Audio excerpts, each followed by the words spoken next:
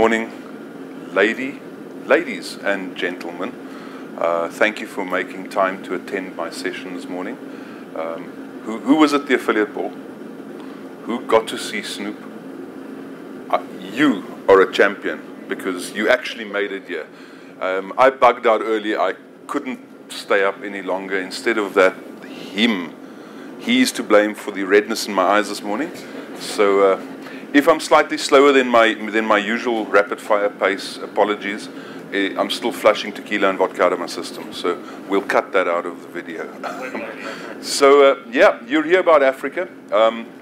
Who's been to Africa? Anybody had? Okay, Wade, you've been to Africa. Excellent. And I assume, just by the fact that you're here, you're all in digital advertising or digital marketing or affiliate marketing one way or another.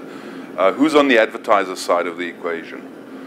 And on the affiliate side of the equation? Oh, excellent. Right, so we got a bit of a mixed bag, and I've got some content for all of you, so it should be a good start. So, without further ado, this is me. I'm from Johannesburg, South Africa. I'm a native African. I know that sounds odd because I'm pale, but we're a pretty diverse society. I was born in '71, and I saw the transition from a very closed and racist society all the way through to a modern, open, transparent society with probably one of the best constitutions in the entire world. If you use it like any constitution, you have to enforce it, you've got to live it. South Africa, on the other hand, is probably one of the most beautiful places you'll never visit because it's so far away from here. Tourists that come there come back. People that go there for the first time return and return and return again because there's so much to do. But of course, you've got to take 2 scotches, 2 sleeping tablets, lie on a plane for 20 hours, and then arrive. And you're in a different time zone. So, for my sins, I run a digital agency in South Africa. We work with typically international and African brands marketing in Africa. My history is I know most of the people here, and I've been coming to this conference since the very beginning, 2001 thereabouts. We started our agency and started out as affiliate managers working for global brands in the US. So we managed affiliate programs in the US purely because nobody in Africa knew what performance-based marketing was or cared for that matter. The agencies that ran advertising there would take money, take budget, spend it on billboards and print and whatever was the latest flavor of the month and television, and that's how advertising was done. And over the period of the last 10 years, we've spent a lot of time just educating and telling them, hey guys, there's a better way. You know, you can measure this stuff. And eventually my business iterated to focus there. So it's an interesting aside, but you know, we can chat more about that later. Some common misconceptions, you know, they always say start with a joke. So how many Africans does it take to change a light bulb? What's electricity? No, that's not true. We have power. Okay, we have electricity, we have light bulbs. We all live in a jungle, as you can see. It's not all savannas and plains. There are actual big cities. Urbanization and urban creep is massive, so more and more people are flocking to the cities. We have skyscrapers. We have people that work in office buildings. And you'd be surprised. A lot of people are like, do lions roam the street at night? No. We're African. We speak African. No, we don't speak African. We speak roughly 300 different dialects. We speak French, we speak English, we speak Afrikaans, we speak Swahili. In South Africa, we have 11 official languages. Try being a government and having to communicate on one piece of paper to 11 national languages. It becomes really difficult. So pretty much everybody speaks English and then their home language, whichever, and that depends on how you grew up. So talking about that for a moment, one of the things that you'll face is being able to localize your content, you know, getting in there and understanding. But it's not that massive a challenge because for the most part, everybody that you're going to be able to communicate with speaks English. So that's where you start. Africans are terribly poor, as you can see. We only have, in dollar terms, 169,000 millionaires, and we only have 23 of the top 200 billionaires in the world on our list. When you adjust for living cost, however, i.e. what it costs me for a Big Mac in Africa versus here, whereas in the US you have 11 million millionaires in 3.5 million millionaire households. We have close on 2.5 million millionaires. And the bulk of those are in South Africa, Nigeria, Cameroon, and Kenya. So when you take the US and you transpose the demographics onto Africa, aside from a couple of challenges around localization of content, you've got pretty much the same makeup.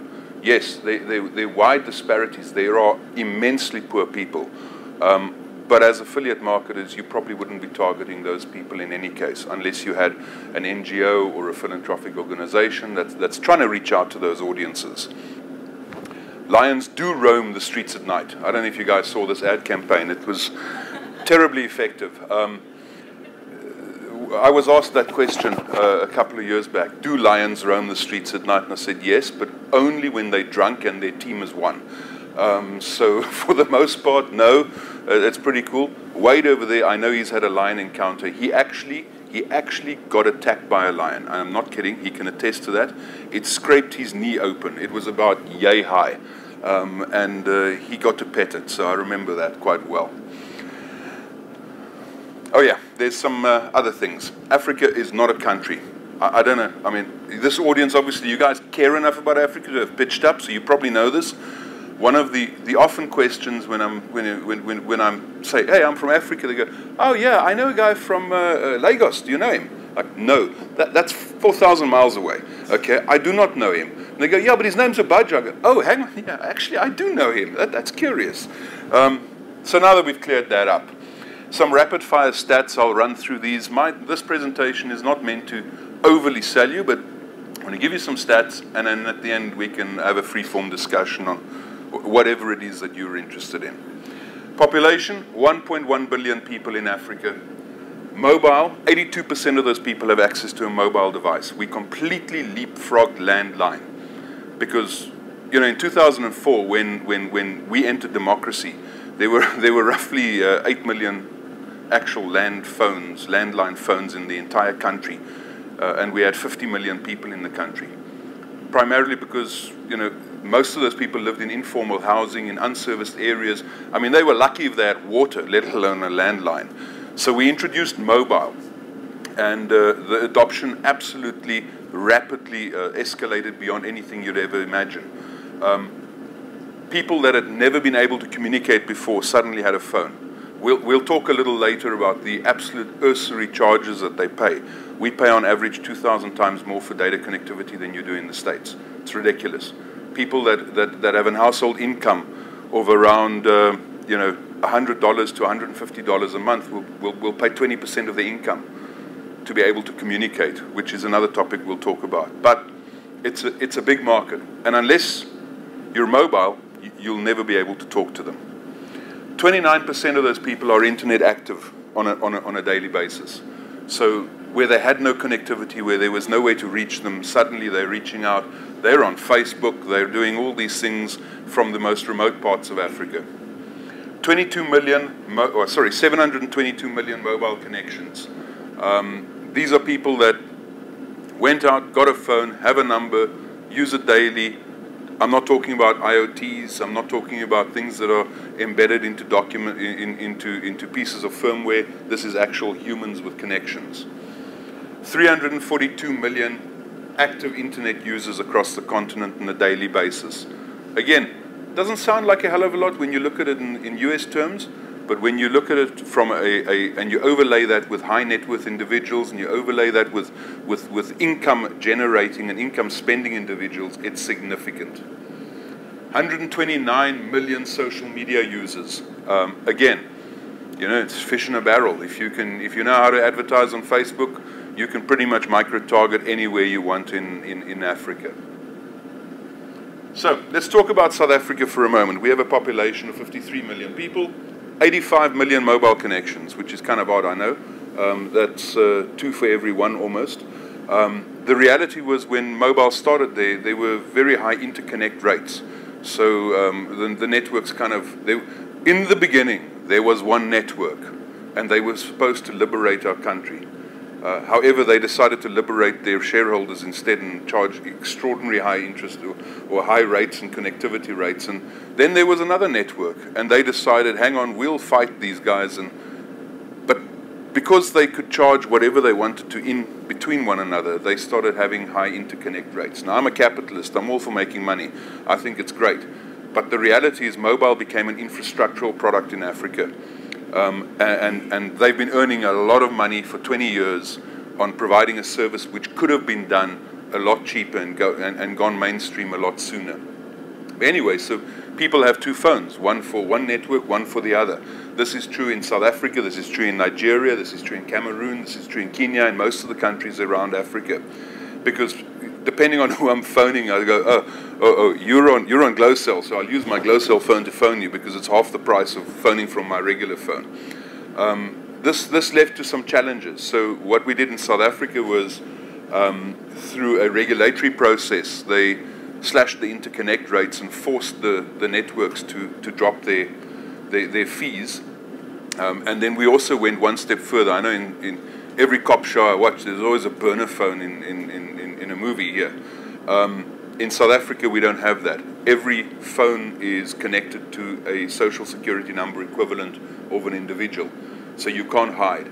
I know the Inner Patriot Act in all of you is probably screaming blue murder, but the reality is what it's done is it's enabled us to not only take mobile connections and regulate them, but also understand and limit fraud and limit crime on these numbers. So when we deal with somebody via a mobile phone, we're pretty confident that we know who we're talking to.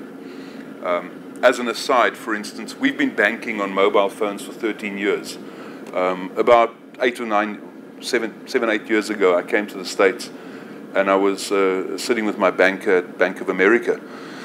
And I wanted to do a wire from Bank of America to Chase, and it was this horrible paper-based process. You've got to go stand at the counter. And I said, I mean, it's a domestic bank account. I don't understand this. He says, well, that's the way America works. I said, let me show you something. And I dialed up my little app, and I said, see, here's my bank account. Here's somebody else's with a different bank. I'm going to transfer some money right now. Done. And it happens. Now, I know you guys have gotten there now, and just I use that example to illustrate that in some ways, though we're a very backwards economy, we've also used the tool to leapfrog a lot of the hurdles that you had to iterate through. We never had these, so we just went from 0 to 9 instead of working through the different processes. It's important because when you start thinking about how to talk to the consumers in Africa or in South Africa or in any of the local markets, you need to be up to date on what they're using. Who's heard of WhatsApp here? Okay, so you guys are on WhatsApp. WhatsApp is massive. WhatsApp is probably the preferred method of communication in Africa, across Africa. People have formed groups. Here companies use Slack. We use WhatsApp. It's free. It's as effective. And people exchange so much data across it that it's become ridiculous in terms of its scale. If you can find a way to leverage that, you're in a good place. 27 million active internet users in South Africa. So it's the size of a decent-sized state here. Now, when I look at a country and guys go, yeah, you know what, we're targeting America. I go, no, you know what? If I'm going to be targeting anything, I'm looking, perhaps as a business, to target a city. You start at a city, and then once you've been able to supply that city, maybe a county, and maybe after that a state, before you can go up, unless you're a massive e-commerce organization and you're able to fulfill. But 27 million internet active users is a significant audience for us. 13 million of those are social media active, so probably half of our acquisitions come via social media. Anything we do, we drive via social media. People they've taken it to it like ducks to water. 59% of those people are active daily, so they will spend 4 hours or more on their different devices, browsing, looking on Facebook, updating, buying. So in the last 30 days, well, technically 45 days, because I did this 15 days ago, before I compiled this. 56% of our audience ranged between the ages of 50 and 25, which is your prime purchasing demographic. 43% of those people searched for a product or service online. 72% used the shopping comparison site. Anybody here do shopping comparison? We only have like a dozen. I mean, for the love of money, if you really want to do something in South Africa, open another shopping comparison site. There's space. 33% visited an online store. A lot of the, and just incidentally, these stats are tracked by the IAB, which is, you've got the IAB here as well, and we're members in South Africa. 27% made a purchase online. It could have been something small, could have been something big, but 27% made an actual purchase. 12% purchased via mobile. Now, that's not 12% of the 27%. That's roughly half of the people went from browse all the way through to purchase on their mobile device. So mobile is massive. Guys that are building their services to be responsive, to actually be able to go all the way through to payment and fulfillment via mobile are absolutely winning the day. So, why do you actually care? Because we are starved for services. There are so many products out there in the big wide world, but a lot of it doesn't get fulfilled to South Africa. Amazon doesn't ship to South Africa. Not a wide scale. You can get the odd book and that kind of stuff, but if you want to buy a grill, you can forget about it. You want an Alexa, you can forget about it. There are opportunities to circumvent. There are opportunities to get around that if you want to get into the African market. To give you an idea, what's working in South Africa right now, typically if you're an affiliate and you have any kind of memory, i.e. what worked 4 years ago in the US, that's what's working right now in Africa. In the very center, we've got e-commerce. It's the smallest niche. Outside of that, lots of customer acquisition plays. People are driving those kind of behavior. And then, obviously, lead generation, focusing on financial services.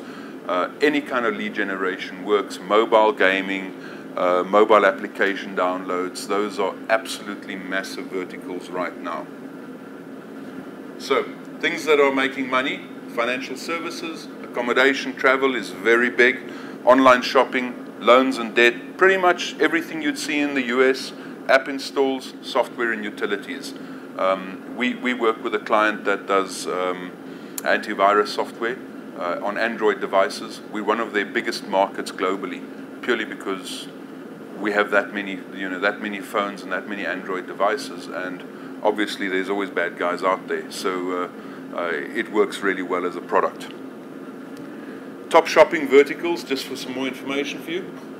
Travel tickets are right up there with the top. So if you're in travel, or you're thinking about getting into travel, or you're a destination site, or you know how to run a comparison shopping site, push traffic to Expedia or push traffic to one of those guys, that's where you are. Expedia is not officially in South Africa.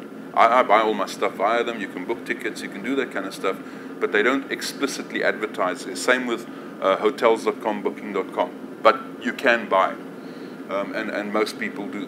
Books, still a winner. We have a number of local plays across Africa, in Nigeria, in South Africa, that are good booksellers that you can join up with. Tickets for eventing. I mean, again, this mirrors pretty much the US experience, things that you would expect a mature audience in the US to buy. Next down, fashion.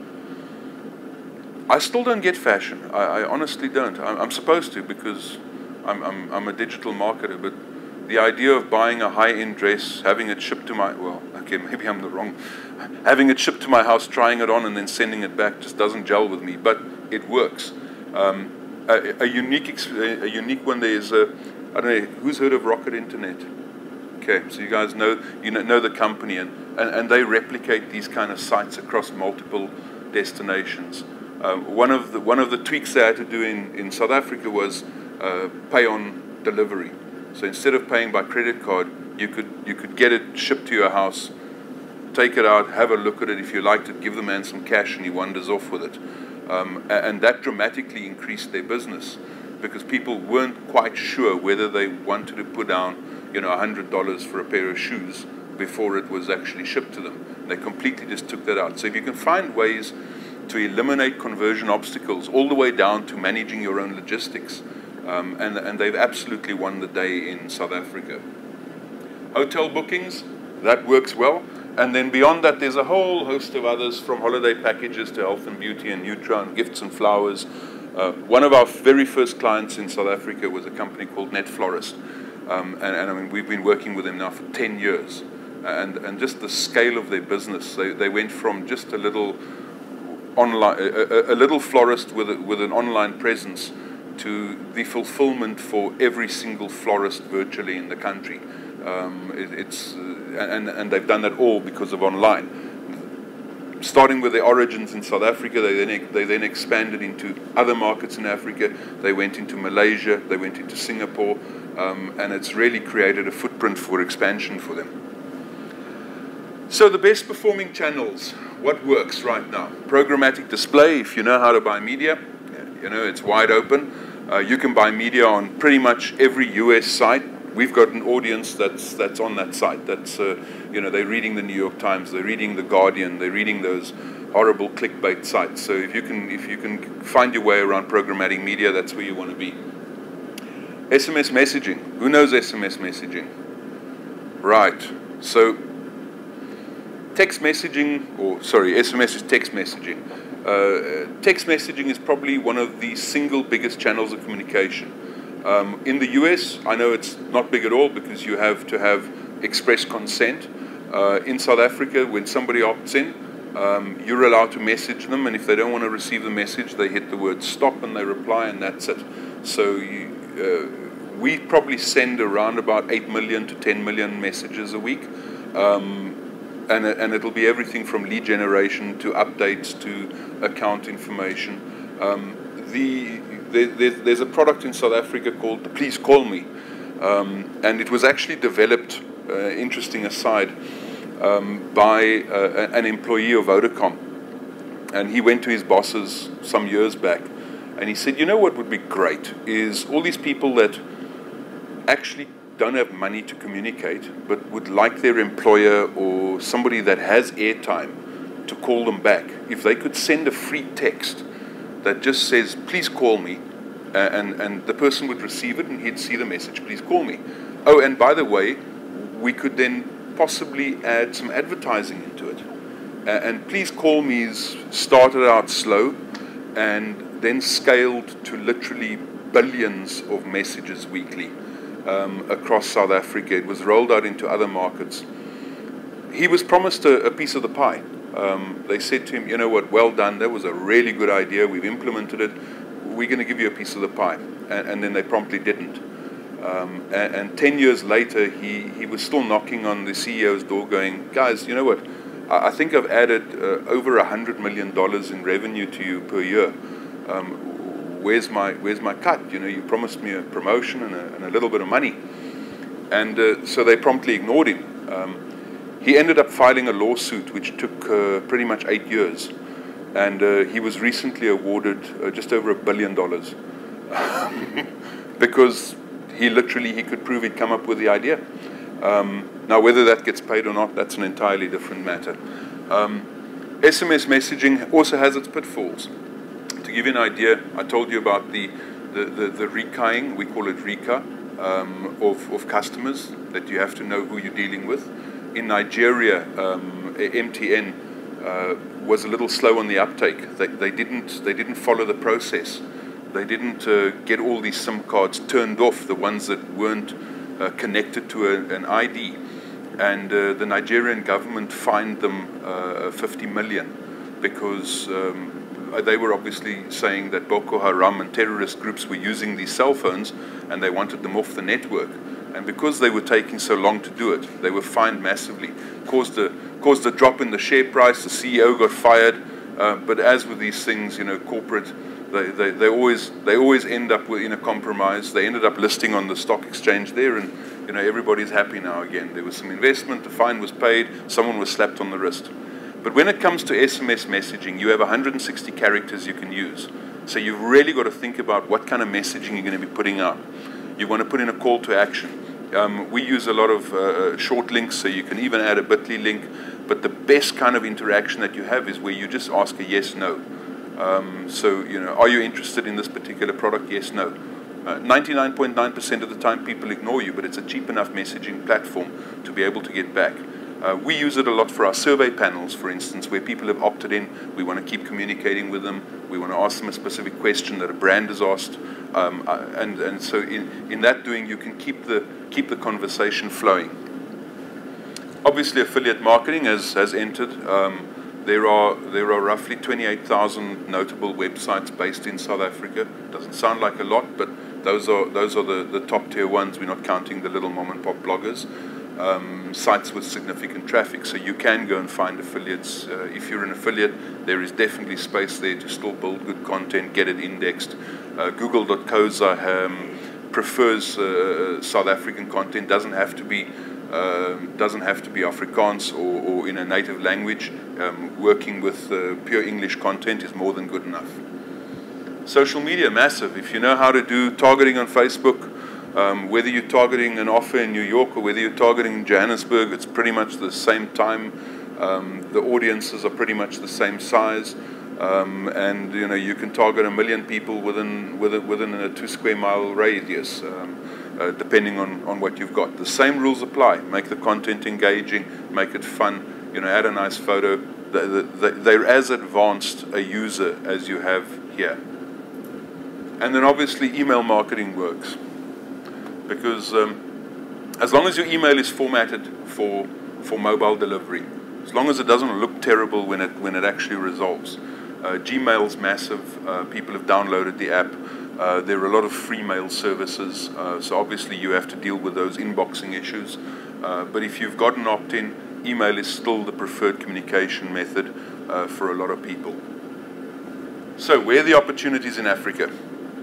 Travel and finance, it's still very uncluttered.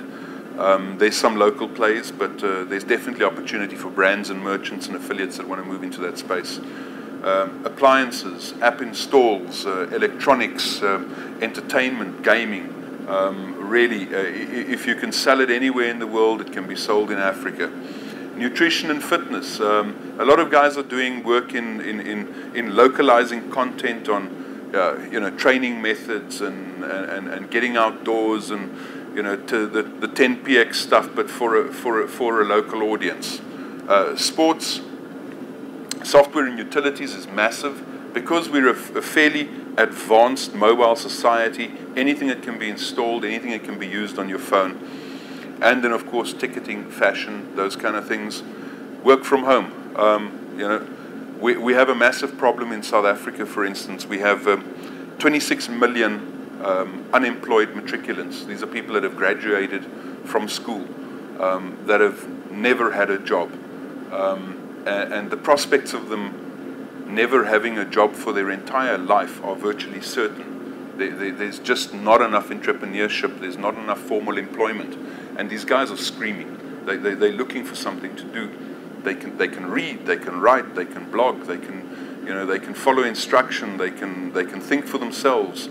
They really just need an opportunity. So if you've got somebody that does work from home, that has an honest product, something that actually works, a massive opportunity exists. And that's just in South Africa. Throughout the continent, even more so. So what works? Lead generation, pay-per-call, something that's just become new in South Africa now. Typical merchant advertising, host and post, curated shopping. Those kind of API-driven sites work really well right now. And what works in ZA? So display advertising, you can do your paid search, any SEO, content, social media, obviously contextual advertising, programmatic, exit traffic, you know, and email. Email's the big one. If you've got email lists or you know how to build email lists, I would encourage you to throw a couple of dollars a day towards it, start looking at that market, build up your audience, and before you know it, you'll have a significant base that you can market to. So, who's doing it right? There's an example of a cashback site. Pretty much, yes. Sure. Sorry, I'm a little too rapid fire. I'm waking up now. I think I've worked out last night's karaoke singing. So, right. Cashback type sites are starting to pop up. People are understanding the rebate model. You know, every cent helps. So guys are really starting to use these type of sites. Survey panels doing really well. People like when their opinion is valued. They have an opportunity to win something. Not to be confused with incent. Typically, incent lead gen doesn't work very well. The advertisers have become savvy to it, so when you're paying somebody to click and submit details, doesn't work. But if you're building data through panels, you know, getting people to opt in through competitions, and then using them to market to, that's fine. Another aside, we have some of the strictest legislation in the world when it comes to unsolicited email. So if you're going to be emailing, whatever you do, don't buy brokered lists. In South Africa, we have the legislation has real teeth. So you can very easily, or the advertiser is the one that will bite the bullet. And they can be fined upwards of R1 million. There's even a potential of jail time for spam mailing. So you have to be able to show proof of opt-in. You have to be able to, every mail you send must have a valid reply path, must have an actual working unsubscribe link, not just a reply with unsubscribe, must have an unsubscribe link. We have a DNC list. You're welcome to filter against it. The DMA runs it. And you can, however, override the DNC list if somebody's opted in again, and you can show that. So as you've got in South Africa, I don't know if you guys use TCP validation with the, you don't need to go to that level. You must just be able to show reasonable proof of opt-in. Financial services sites. Who's applying? You know, get loans, multi-loan quotes, comparison sites. This is massive. It's a burgeoning vertical. So if you're in that space, definitely you should get in there. And then online shopping, curated shopping, affiliate sites that you know, that have multiple front-end products pushing to their. I mean, even some of the traditionally only US-facing sites are now shipping to South Africa. So you can go into Share a Sale, you can go into any of those networks, go and have a look at guys that you know ship to South Africa, start a blog. I guarantee you will find traction. And then obviously online purchasing is big, gifting, those verticals. So there are existing affiliate programs in the market, but again, you know, you can find dropship services that'll push your content to South Africa. People are not afraid of using it. They're quite happy to go through there. If you're going to be, I mean, for instance, there are lots of guys popping up with Shopify stores now. Who's familiar with Shopify? Okay, good. So Shopify, WooCommerce, all those kind of guys. If you're going to be selling in South Africa, you've got to be selling in Rand, ZAR. People are, you know, we never know what the exchange rate's going to be to the dollar from day to day. So, you know, if it says $6, I mean, I could be paying, you know, 15 times 6, or I could be paying 20 times 6. I just don't know from day to day. So localize your currency into Rand.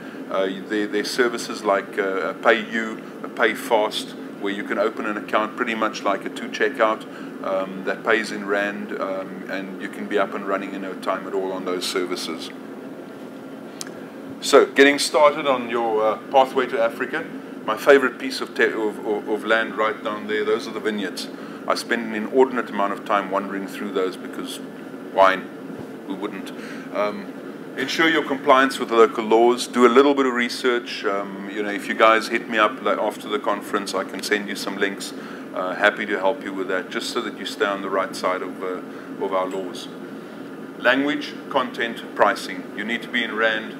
Content needs to be localized. And, you know, if you really want to go niche, you can translate. If you're going to be targeting East Africa, you want to go French. West Africa, you want to go French. You're going to be targeting East Africa, you probably want to go Portuguese, Spanish. And you know, off you go. That's it. Now you can hit the beaches. You've had your primer. If you've got any questions, feel free to shoot.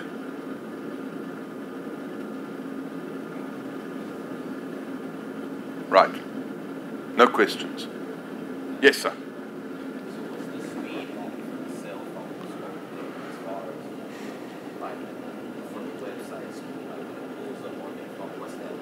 question. He's asking, what's our website speed? Up until very recently, abysmal. It was, we were probably on Edge and 3G. They've rolled out a 4G network, so we're seeing decent speeds. I mean, here you guys, phone up a provider and get a T1 connection into your house, and you've had that for years. We've only just gotten that. So I used to rock along with a 1 meg ADSL line, and I ran my business off it. I mean, and then when we went woohoo, we went big time. We got 10 meg. Now we've started introducing 100 meg lines as commercial. That's about it.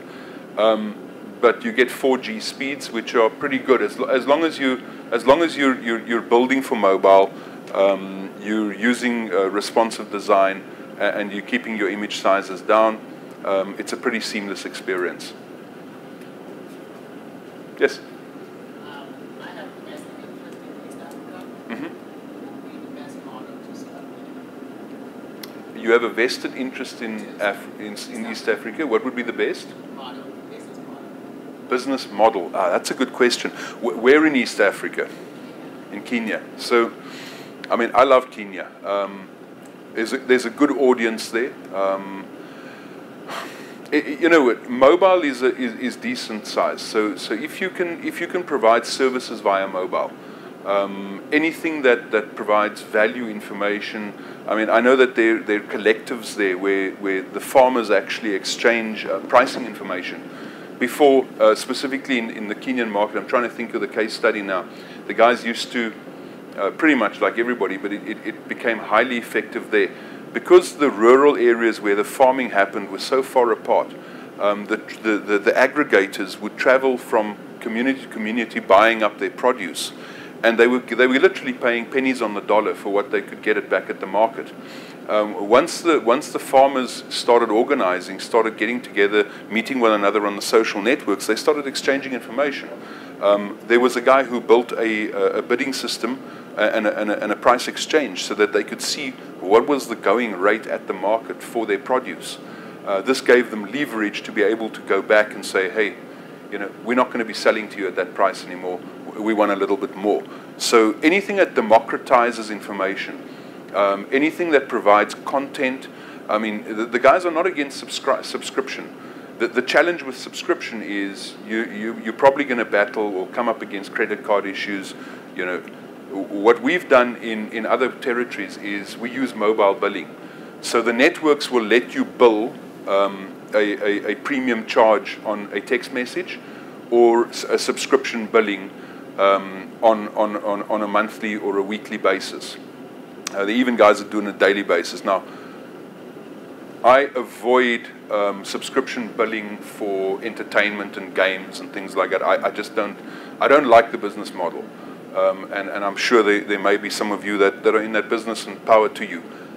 I come from a position where I look at a community that is already underempowered, that spends an inordinate amount of money on their digital services or on their connectivity, and then don't get to read the fine print on this thing will bill you, R3.50 per day. Until you cancel, and you can only cancel on a Tuesday night between 10 and 12, provided it's full moon and it's the 31st. And those are the kind of things that we're battling now, to try and eradicate that kind of poor ethics in marketing. But there are massive subscription billing services. One of the largest, the ZCC Church, which is the Zionist Christian Church in South Africa, has, they got millions of followers. And they have a subscription service that sends the daily scriptures out, and this is how they generate their income. They then overlaid financial services on that. They actually will loan money back to the community, but not at usury rates. And they offer value adds like life insurance and funeral plans, and where we come from. Dying without a decent funeral is probably the worst thing you can do.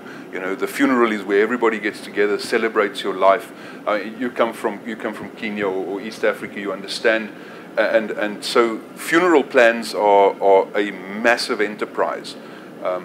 I digress a little, but coming back to what I would do, anything that you can deliver via mobile, any content, and if you can charge micropayments and you're willing to tolerate the fat cut that the network takes, which is typically between 30 and 50% of whatever you're billing, then you know those are perpetual billing models that will just keep running. I know guys that have had subscription billing systems running for years, literally years, that the subscribers stay on, and all they've got to do is recharge their airtime. So they go and buy another dollar or another £5 worth of airtime, put it in their phone. It goes in via a PIN, and it's much easier. The network pays you. Any other questions? I have a question about the top-level domains. Yes. I've done a little bit of exploratory work in Western Africa. Yeah. So, one, how important is it to have a localized top-level domain on your site? And then two, if it is important, how do you go about purchasing it as a non-resident or a non-native in the country? That's a good question. GoDaddy is actually opening up, and as are most of the registrars, are opening up to more of the localized domains. There are some legislative differences between the different territories. South Africa, for instance, there was an American guy that I knew for very many years who was one of our biggest domainers. He bought fly.coza and sold it for $500,000 eventually. You know, so those kind of .coza domains, co.za, ZA being South Africa company, are readily available. Anybody can purchase them. Same with Mozambique, same with Nigeria. The best thing to do is to go and just get to the TLD. There is definitely a perception of trust when you're dealing with a local domain. But I think over time that's becoming less and less important. We still haven't really cottoned onto the .io and .software and .agency and things like that. The guys are still, your email address is what? It's supposed to be a .com or a .coza. So I would encourage you just to go and have a look through. I think a lot of the good territory has been taken by the early domainers. They got in there, but there are some new TLDs opening up. So for instance, .Cape Town opened up, .Johannesburg opened up. There was the usual land rush, sunrise areas. You could bid for particular domain. Kenya was a very interesting one because it's .ke. And some guy registered Coke, co.ke. And I mean, he got into a lawsuit, but eventually they settled, and he got to sell it back to Coke. So you know, those kind of opportunities are there. Do you have to live in Africa to buy the cozy? No, not at all, not at all. In Australia, it used to be that way. Yeah. I think they quickly realized that the secondary market was very tough to control. So, you know, right now, if you go on to www.co.za, you can just fill it in and buy it. I mean, you can actually, a lot of the high-volume domainers have applied for registrar licenses, so you can actually get it really cheaply. I mean, to pick up a COSA domain is about $6, I think, thereabouts. And then there's probably about a $2 renewal fee each year, so the holding cost of those is ridiculously low compared to some of the other domains out there. But yeah, you can go and pick them up right now. Yeah. I was wondering, you mentioned that there's a good enough English content. There's plenty of market for it. Do you have an approximate English-speaking market percentage? I'm just trying to get That's a good question. So out of the 1.1 billion people in Africa, it's expected that around 360, 370 million, don't quote me to the exact number, of those would be English speakers to the point where they can converse. But in the urban areas, which is really where you want to be, that goes through the roof. The percentage would probably be around about 80% of people can at least converse in English. Nigeria, for instance, pretty much everybody speaks English.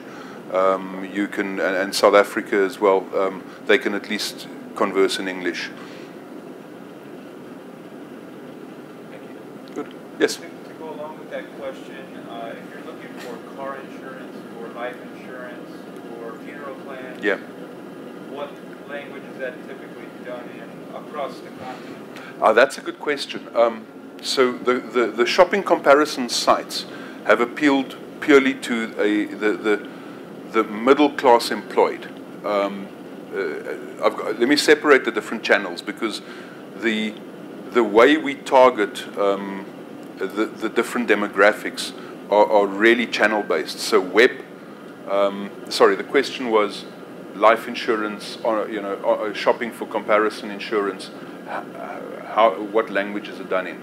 Predominantly English. I would say almost exclusively English. If I look at the major languages in South Africa, Xhosa, Zulu, Sotho, Afrikaans, English. Pretty much anybody that is educated, middle class, with disposable income, will speak one of those languages, but also English.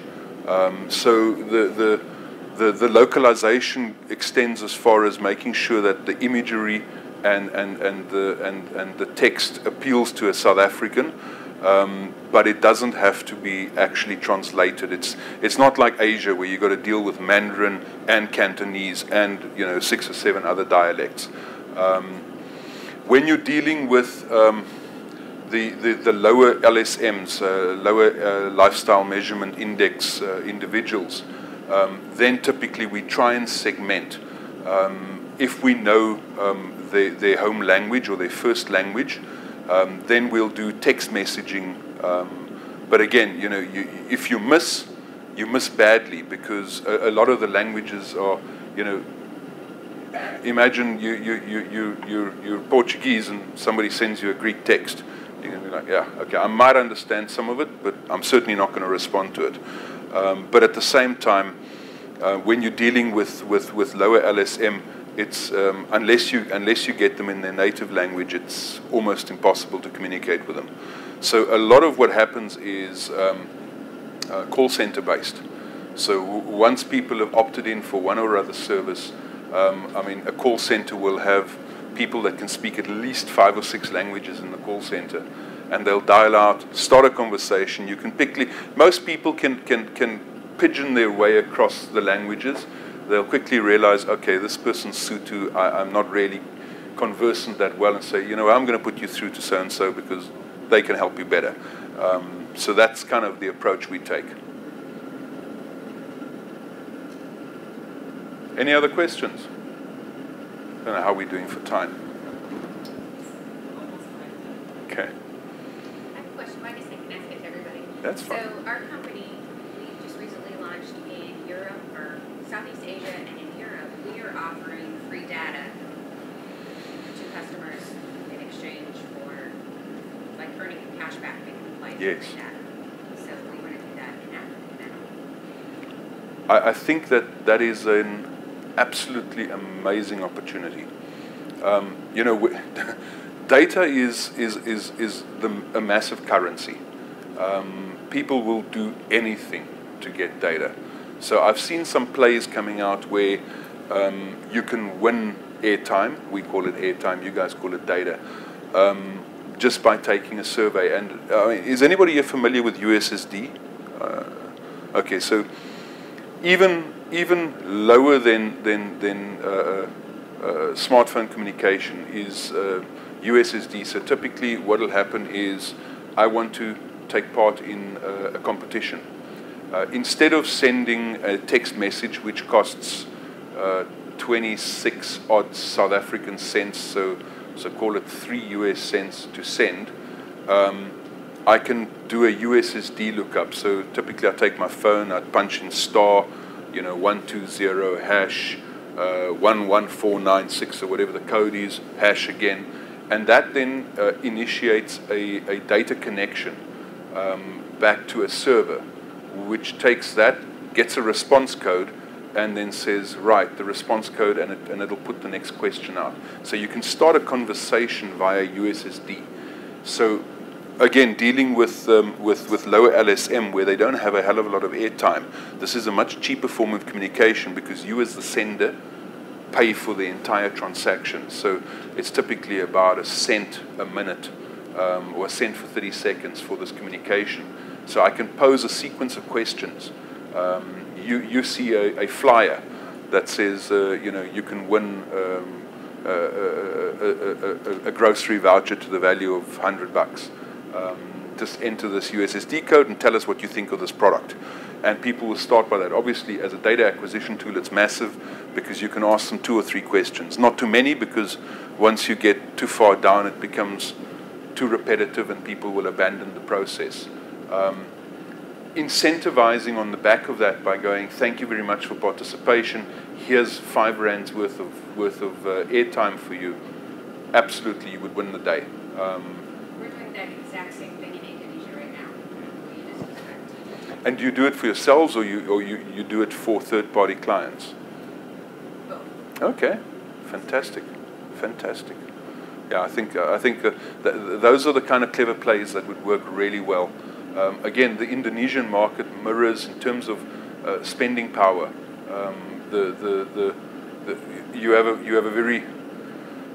a wealthy class, and then you have absolute poverty. And if you can monetize in an ethical way, but also provide services and give them a microcurrency that they can use, that'll work well. Good. All right. Thank you very much for your time, and thank you for attending. Please remember to rate me well, because if you don't, I don't get to come back and talk to you again.